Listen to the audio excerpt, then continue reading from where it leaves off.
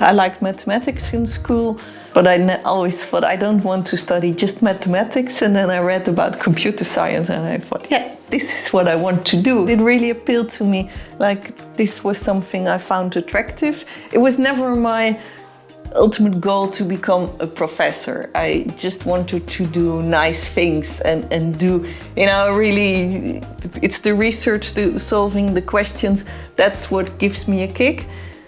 And well, because of that, then you make this scientific career, so you end up being a professor.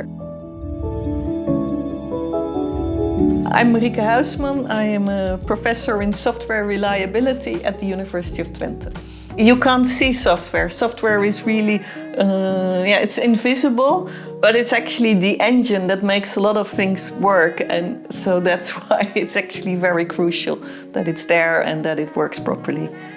So software reliability is about how can you provide guarantees about your computer program that it behaves in the way you intended it to behave.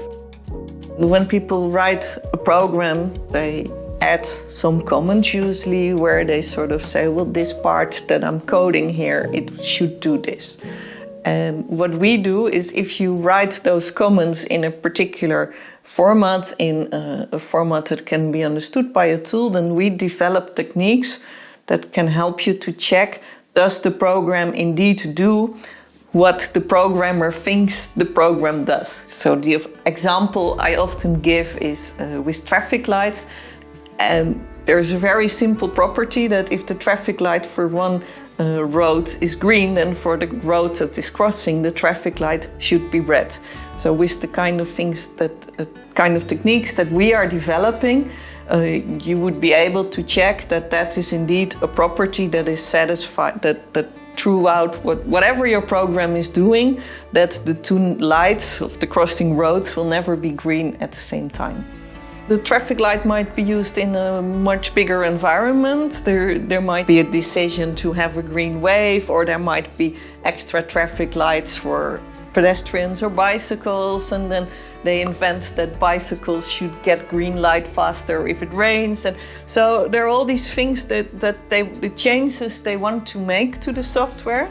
Then it might not be the original developer anymore, but somebody else will come in and will start adding things to the software.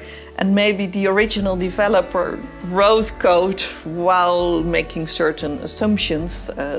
So one traffic light might really depend on that the other traffic light will switch color with a regular interval, for example. But then if that's not documented, then somebody who's changing something else might actually break it. And then our techniques can help to quickly pinpoint, hey, now you've changed something, and this property that used to be true for your system, now you're actually violating it. So it will help you if you're changing your system to make sure that it will keep on behaving in a reliable way. Of course, you could use this everywhere, but it takes time, it takes effort to do this.